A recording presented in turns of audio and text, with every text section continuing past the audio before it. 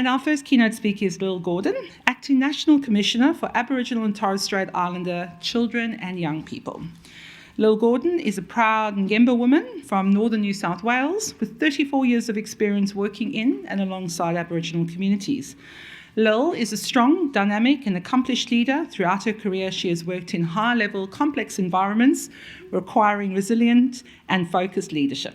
Her current role is Acting National Commissioner for Aboriginal and Torres Strait Islander Children and Young People, and the National Commission is a newly established separate and independent entity within the social services portfolio. We're so privileged to have you, Lil, so please join us up on the stage.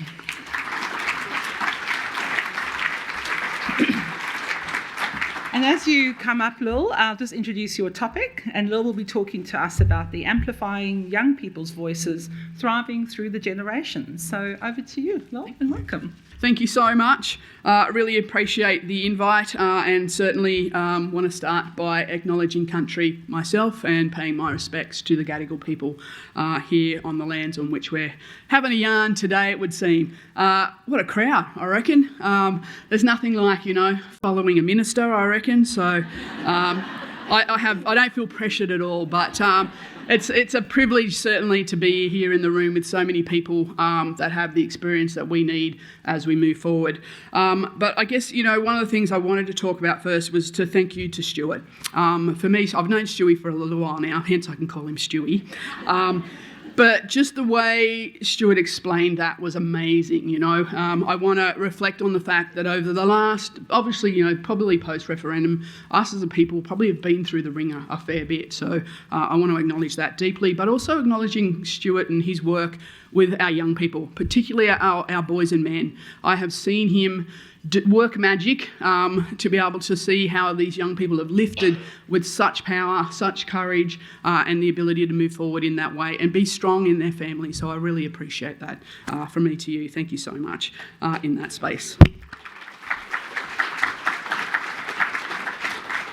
Now, I'm going to just kick off with the whole Commissioner Gordon thing, right? Because, and the Batman reference. I want to say to you that I'm not the first commissioner in my family. My dad was a commissioner. He was a long-serving ATSIC commissioner, so I'm very much used to that in the mix of things. So I'll look forward to those references going forward in the space. In terms of acknowledging country, for me, I always acknowledge our stolen generations. The impacts that we're seeing now certainly stem from some of those policies and practices that led us to that space. We work very closely with our stolen generations in the past, in the roles that I've had, but they are my family too. They are part of my story. So their resolve, their strength, their commitment to just wanting to heal and heal with the country is incredibly important. So I certainly want to acknowledge those as well. On the acknowledgement of country, I want to get everybody a little bit more focused as well, and Stuart touched on this, but I want you to have a think about a place that's really important to you, a place you may have been going now to for generations. It could be the tree in your backyard. I want you to think about that place. What do you see? What do you really see when you look around? What are some of the things that you hear? What are some of the things that you can smell, taste? Is there a breeze? It's a bit of a cooler breeze at the moment. Is the sun beaming down on you?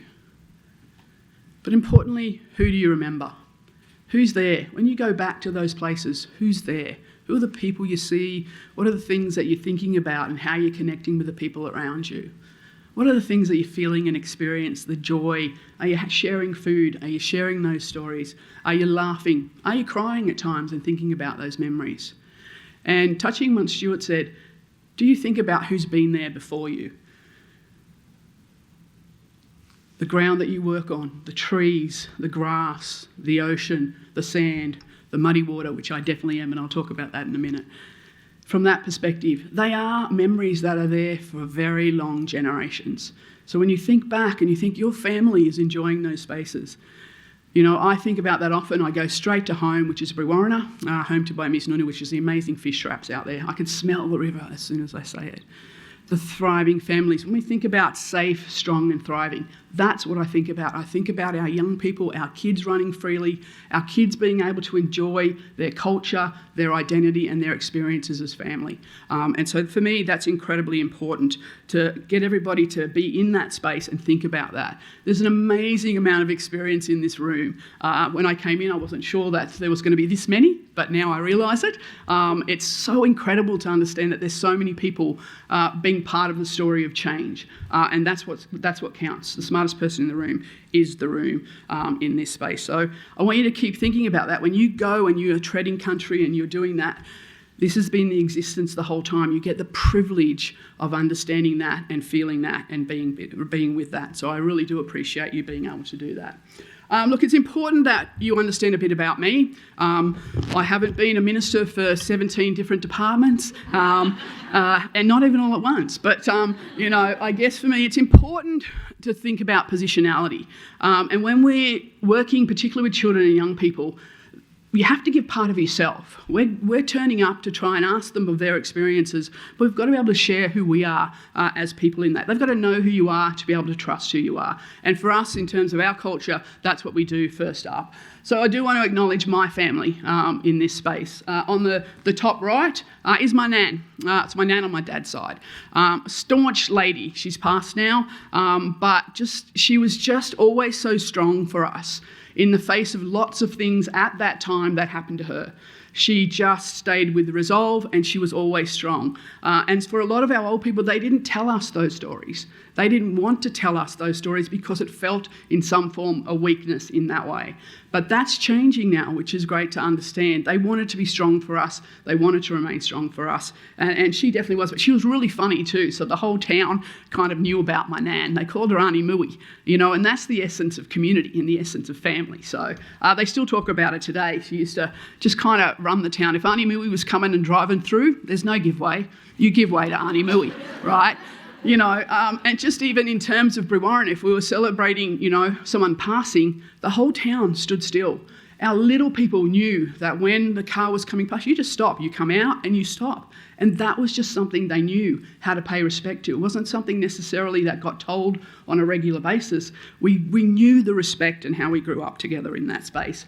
My dad, previous ATSIC commissioner, hence Commissioner Gordon is well known. He was very well known for his Larry suits, but he was the longest serving ATSIC commissioner. And so for me, I've sort of grown up in this space quite a bit. And I'm a big believer that our ancestors bring us to where we're meant to be at any one time. Kicking and screaming sometimes, but you go there. My mum, an incredible lady. My dad was working a lot and travelling all over the country and all over the world. So my mum was that stability that we had in our space. So she kept us moving, kept us going. Our education was incredibly important in the space. So I want to pay respects to my mum because she's made me a strong mum as well. And then there's my son. He's my miracle IVF boy. His name is Narlan. Narlan means light or flame. He's also a Pisces, so that fits him very much. So when we talk about our kids, either fiery or light-hearted, but keeps me moving. And, he's 18 now. And for me, I'm just very, very, very proud to be the mum that I am, and he's the child that he is. And it's hard for me to think that he's 18. I'm not ready to let go. I'm also part of the Rainbow family, hence the First Nation space. And then there's also my country, which is Brewarren, as I mentioned before. Biomisnunu is considered the oldest human-made structure in the world. It's around sustainability. It's a series of fish traps whereby fish were kept, and it's so great when I go home, we still have that. They are still there.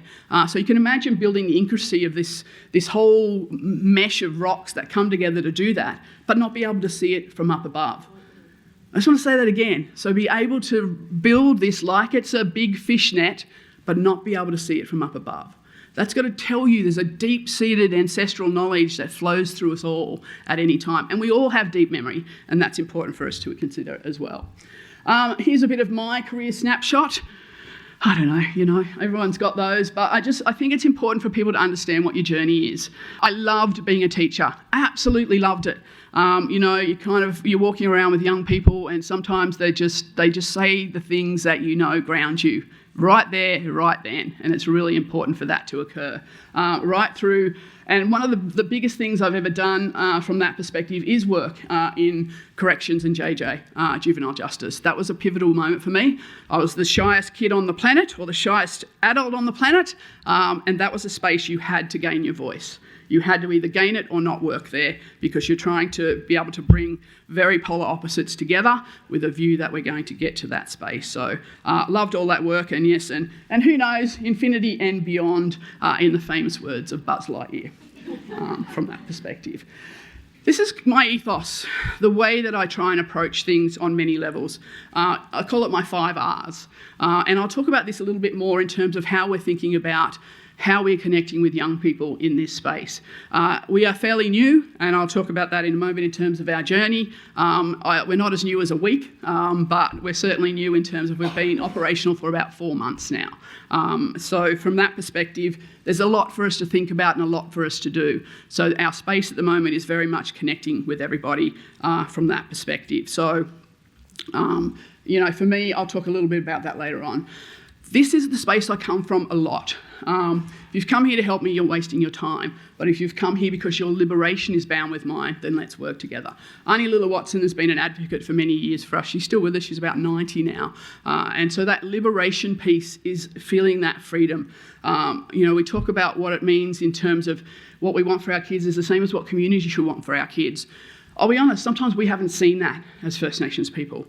We've seen the opposite in many ways. But I'm going with the fact that that's Auntie Lila Watson, I'm Lil, liberation, so I've coined the phrase Lilberation from that perspective.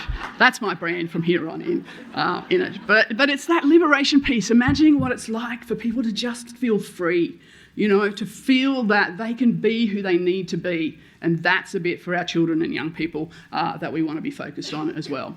So, in terms of where we're at, the Commission is obviously dedicated to protecting and promoting the rights and interest and wellbeing of Aboriginal and Torres Strait Islander people, children and young people, as well as supporting their voices and their aspirations and goals. This can't be a role that's just focused on a lot of the bad stuff. It can't be. We cannot keep having that narrative that our young people are hearing on a regular basis. There's truth-telling. There is absolutely no doubt in that. But we need to make sure that that's what we're doing into the future. So, as I mentioned, basically this role's been long-standing called for on many levels, but I certainly want to acknowledge the First Nations leaders who have just, resolve after resolve, indicated that we need something like this role to be able to have the change, particularly around out-of-home care and youth justice, and those things are still on a climb, unfortunately, more so of late than anything else from that perspective. I acknowledge it's also aligns with the Safe and Supported, which I think will be talked about a little bit more, sits in the Department of Social Services from that perspective. And so this role then was announced last year, around September. It came into fold under an executive order. So we have 5 main functions from that executive order, which I'll go through now. And as I said, we kicked off on the 13th of January this year. It's only been 4 months. I kind of feel like I've been here for a while in this space. So promoting and protecting the rights.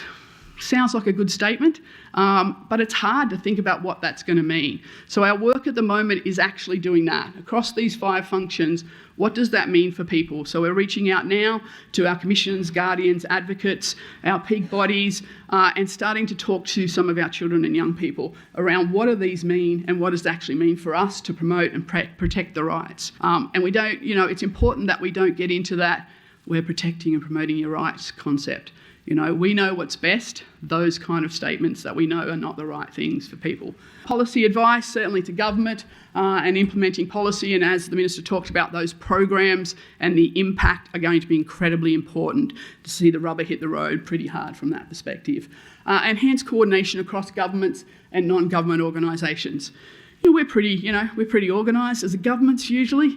We get across and we do things together, but if we don't get some coordination, there are a number of commissioners, guardians and advocates in each jurisdiction, and as you might understand that the legislation and the policy impediment sits with jurisdictions. So what is this role going to do, in terms of that connection? There's the Australian and New Zealand Children's Commissioners, Guardians and Advocates, and we come together on a regular basis. So we were together last week and really thinking about the collective piece for us in this is incredibly important. Undertaking the consultations. We've held a little bit on this in terms of with children and young people, particularly as we move through the landscape of the last 4 months.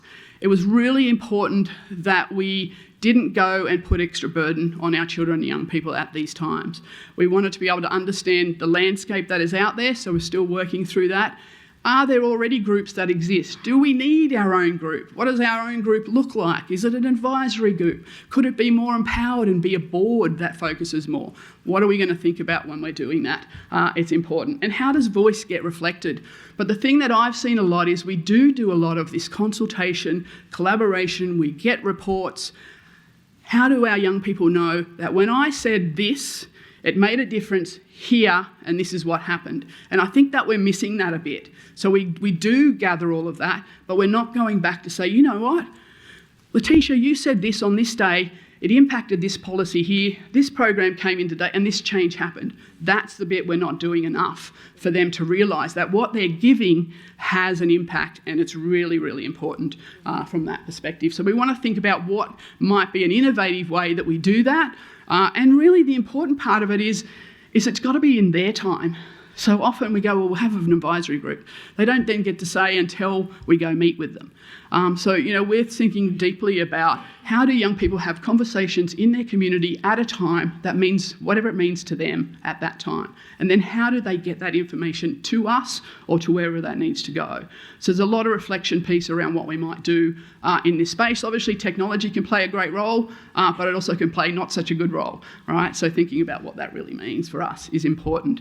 And building this, excitement about what's possible, that change is possible. We've seen it, it happens, but also noting that they're in a tough place, children and young people. Like I said, having my 18-year-old and understanding that at times the mental health that he went through, the books, you talk about the research, I was like, I would be driving to Canberra and I had like the psychology books on Audible because I was concerned. And I was concerned because he was quiet at a period of time. So, and then I also understand, that boys' frontal lobe doesn't develop till later on in life. Sorry, fellas. Sorry, Stu. In terms of our operating context, I guess I just wanted to flash some things up, because it's important for us to acknowledge the spaces that we've been in, and at times that they haven't landed where we would hope they would land. Things around, obviously, UNDRIP, that concept of self-determination. What does that actually mean when we say we want to be able to drive this with self-determination? It's an easy word to say, but much harder to enact and be closer to. So important for us to consider that. Families' culture reports. There are a plethora of reports. There are a plethora of recommendations from inquiries. There is evidence out there. It's how are we acting on that evidence to bring about the impact and the change is what we've got to collate. Help way earlier. We often use the word early interventions. I'm not a fan, I have to say. So how do we think about language in that way as well? Can we think about it as, being able to back people in? What are other ways we can think about it rather than necessarily early intervention? Because intervention feels like you're wrong. Something's wrong. And it is something's wrong, but how do we use it in a way that we're standing with people, standing alongside, that we hear as part of the help that you actually need from that space? Obviously, Close the Gap is an incredible part of this whole piece that's brought about this role. And those priority reforms, if you haven't looked into those, incredibly important, particularly around partnerships and shared decision-making. What does true shared decision-making look like in the context of out-of-home care for children? Youth justice and incarceration, is shared decision-making ever going to be part of that? So there's some thinking in that in terms of that. The community-controlled sector, they are amazing people, amazing groups of people that are out there doing this work on the ground, and sometimes you won't ever see it, hear it, know it, but they'll just turn up. That's what it's all about from that perspective. So really important. And, some stats that we flick up are there, but you can find those. You all know them, I'm pretty sure. I don't need to go over all of them. And as I mentioned before, safe and supported in terms of the Aboriginal and Torres Strait Islander child placement principles, incredibly important, beautiful work in this space, as well as the National Plan to End Violence Against Women and Children. Couple of stats. Now, I'm not going to go into all of the stats because you know them, but this is part of the story. The statistics, but it's real evidence. We've got to know the truth of the story. It's incredibly important in this space. And they're very confronting to me. All right, this is not just something you read and then go, oh, okay, that's just a number. What does it mean about the people behind those and what that means for people? This is straight out of the productivity report and gives you that as well. So you can find all those, and I could stand up here for days with all of these stats, all of these figures, but you know that story too well as a result. But what's the other part of the story? The other part of the story is the strength-based place. It's acknowledging all of these wonderful people and organisations that are there, and the strength, and I don't want to keep saying resilience, but the strength and the way that we approach things from the wisdom of our people is incredibly important. I acknowledge all our old people who have just tirelessly turned up. You know, I say to our old aunties, when are you going to retire? Because you're not setting a good standard for us in the retirement realm. You know, they're still within their 70s and 80s. They're still doing this work every day as we speak, because it still needs to be done. I met with the Grandmothers Against Removal, just the staunchest people, you know, but there with all of the passion that they know is important to them. So incredibly, you know, for me, I want to acknowledge all of those people. And that's what we need. We need the collective to be able to be together, which is all of you as well, because we can't do it without you, and we can't do it without them and together. And change is possible. You know, if we didn't think change was possible, I think we'd just all be, you know, sitting down by the water or something like that. But that is part of the change, right, Stuart? Sitting by the water, you know, handing the worms over to the aunties to fish. I'm not a good fisher person in that realm. But it is possible. But we have to think about it from a systemic point of view. But for me, systems are created by people. People. So how do we really get to the heart of people? How do we have that messaging that we want for our children, we want community to want the same thing? How are we messaging that in a way that we get behind our children and young people is an incredible part of the work that I want to think about and what's possible. And a voice, in terms of voice, probably has become a little bit weaponised, but in terms of the voice of our young people, what does it mean for them to be empowered with that? Not just wait for us to come and ask them for their information, their stories that's led them to where they are, and then it goes into a report. It's really, really important that we come back to them consistently each and every time. So as a national commission, we've got to think about that, because we're not going to have the number of people in the commission to go everywhere all of the time.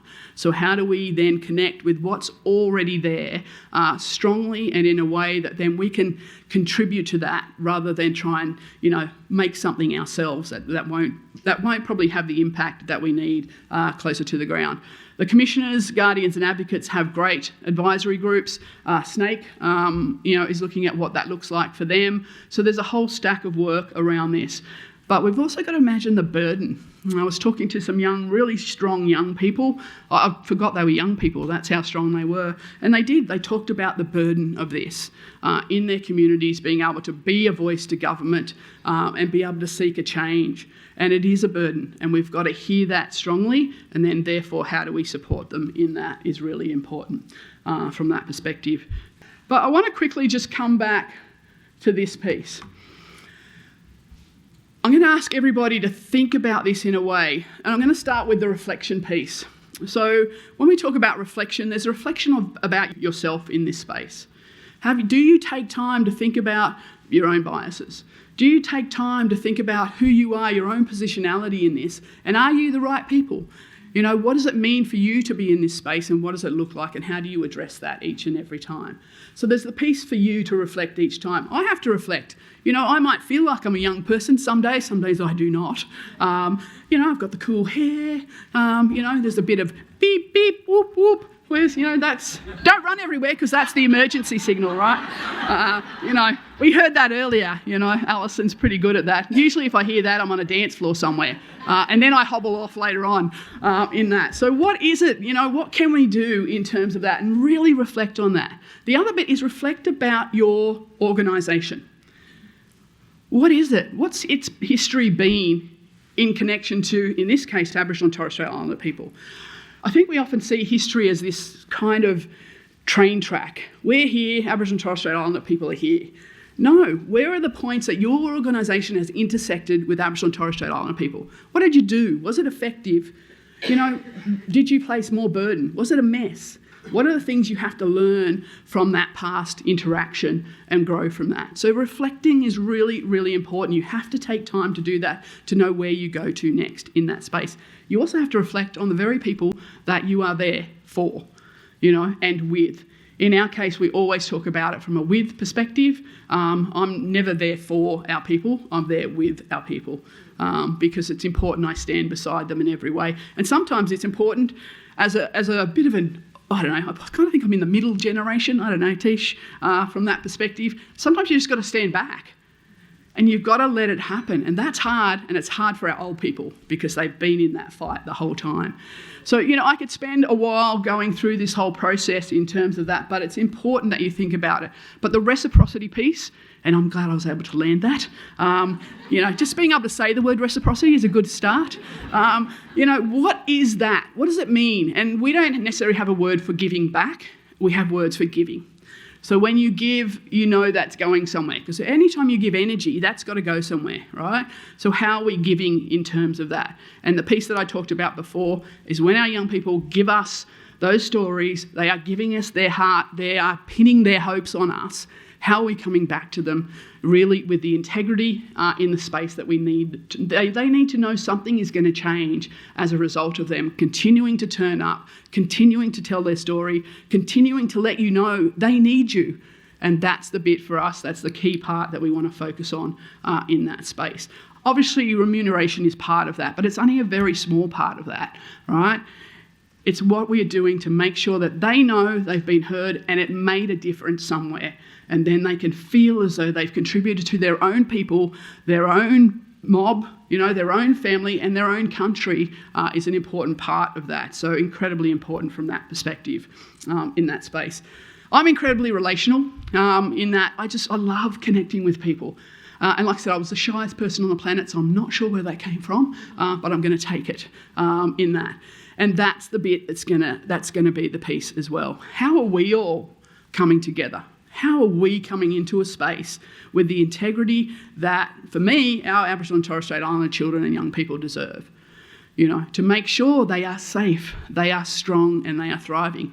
Because that's language that we don't often see as a language that we can celebrate often, But that's what we want to do. What's the stories too that have meant people have done that our young people are safe, that they are strong, that they are thriving. And every day that we work towards that is the core of who we are, and we'll keep strong in that space as well. So really important from that perspective. I'm getting the little signs here, so I'm going to keep going. I'm trying to ignore them, but but they're big, yellow signs, so in that. So I just want you to have a think, and it's important that you stop and you deeply reflect each time. Because if we don't, we just keep charging at things and then we never take time. And time's always hard, right? And I think you mentioned it, Minister. Time to just be able to do that is hard. We just keep running at things. And sometimes that's not the right approach. Because if we don't pause and we don't look around and we don't see the success, then we need to be able to do that. But also we have to stop and think, well, is this really working? And if it's not, then what else can we do? But if it is, let's celebrate the heck out of it, right? Really important that we raise and get excited by what we do, because that's an incredibly big part of it as well, because we are in this weeds, we are in the churn all the time. We've got to look after ourselves to look after others as well. I say that, but I don't do it, I'm going to be honest. I'm living out of a suitcase for the next 6 weeks. My son will be 6'7" by then. He's 6'4" now and a string bean. But I'm going to bring us back to this. What is liberation? What really is liberation or liberation? There'll be t-shirts at another stage. But what is it? What is it for people to feel free in their space? To feel free in what they do, in how they interact and how they are in society and in community. That's an incredible part to think about, from that. So just in terms of the audience, who's a young person in the audience? I see some hands and I'm not quite sure that that's the case. So, when we think about that, and for us, our demographic is that, we have a majority of young people. That's our future. That's our opportunity, right? There's the opportunity. So there's only a smattering of hands here. All right? All right, who's got a family?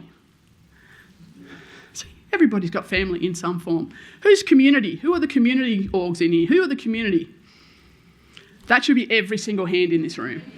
You are community. You are it. You are the people every single day.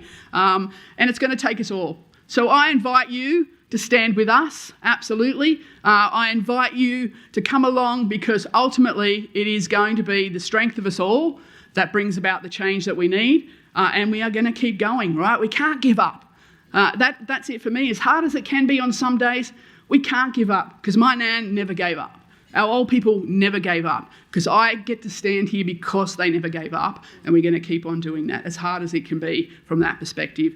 So I thank you for the time. You know, it's like I said, it's early days. You know, I don't know what comes next, but we're just going to keep forging through, talk to the people everywhere that we need to, because I said the smartest person in the room is the room. And, you know, for each of you, I do invite you to connect. You know, I always offer that invitation and I will get back to you. That's incredibly important for me as we move through these spaces. So thank you very much in that realm.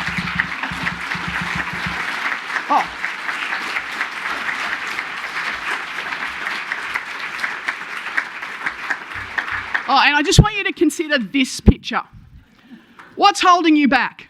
And is it really holding you back? If you think about a horse tethered to a plastic chair, is that you? Because you have to think about, because sometimes we get caught, right, thinking we can't shift policy, we can't shift legislation, we can't shift things. You know, make sure that that's not the plastic chair and you can, you know, romp on out there. Whoop, whoop. Whoop, whoop. Don't run. All right, thank you so much, Lil, for speaking with us today. I love liberation. I have a Lil. My daughter is Lil at home. So there you go. You know. Now, we have time for a few questions in the room, and we've got some roving mics. So if you have a question for Lil, please put your hand up, and we'll go from there. Be brave. Go on. Look, I wish there were answers. I wish there was a thing and the magic wand was there. We all do, right? But this is the moment. We just have to seize it at every opportunity that we can. No, it's Stuart. You almost got away. No, I knew he would ask a question for sure. Come on, Stewie, lay it on me. Some payback. Love liberation, actually. That was magic. 230 years of our history, and we're finally getting First Nations people in leadership and making decisions for our people, which I think is really powerful. I think you're an amazing person to give that voice to our people. What's the big thing you want to work on? What's the one thing that if you can walk away changing, and for these people in this room, these beautiful people to hear, what would it be? Gee, that's a little question you got there, Stewie. Look, it is, you want to see our young people thrive, right? I want to see them be able to have their culture.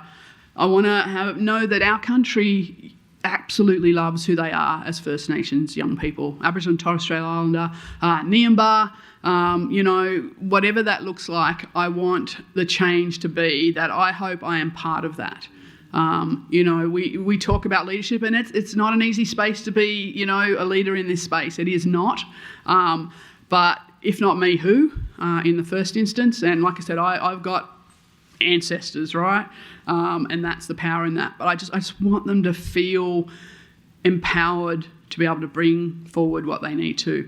When they need to, that's the piece, right? I think often they're waiting for us to come see them somewhere so they can tell their story. How do we empower them to tell their own stories with their own mob and their own people and go, we want to see this. But then go, what I said made a difference over here. Can you imagine that for young people? What I said in a room on this day, either with the minister or with someone else, meant that there was this change, and I'm now better as a result of that. And my family's better and my community's better. That's the key for me. Firstly, I want to say, Stuart, you stole my question. But, thank you very much for an inspirational keynote, having worked in the system for 35 years. Yeah. You started when you were 10 too. Thank you. It has given me energy. So thank you for that. Thank you. But I'm reframing, Stewie. Oh, I'm a social worker. Stewie reframed. That's a T-shirt, Stewie. Yeah. So I would like to know what your thoughts were before starting the role and now. So are they matched, or did you come in with some preconceived thoughts too and now it's different, or it's the same? Yeah, great question. I guess it's coming with my experience. I didn't come with necessarily a preconceived piece, but I did come with there's a responsibility here and there needs to be something that we do. Now, one of the things for us is we don't have primary legislation right now. We have 5 functions and they're very broad, as you saw, but this role needs legislation that gives it the power it needs to, hold to account systems, hold to account probably other jurisdictions, hold to account the very people that may or not be bringing about what they need. So for me, that's the piece probably that I want to see it get to, whatever that looks like. I'm the acting commissioner at the moment, and there will be an appointed person at some stage along the realm. And so I want to be able to make sure that I've got this steady enough for that person to fly. And that's the thing, right? Because you can get down. You can have to. Have I had my moments? Yes. I had that. I think it was it might have been a Sunday night after I'd done 4 hours of work and it disappeared. Nothing like technology, right? But when I hear our young people, that just stands me up straight and keeps me focused. And I want to thank you all. I really do. These are the spaces that you are in, that you give so much of yourselves to. And to be honest, we need that, right? We need that if we're going to see our young people and see what this future looks like, our families being strong, and thriving and happy, safe, strong, thriving. That's the key. Thank you so much for your question. Thank you, Commissioner. No worries. Thanks, everybody.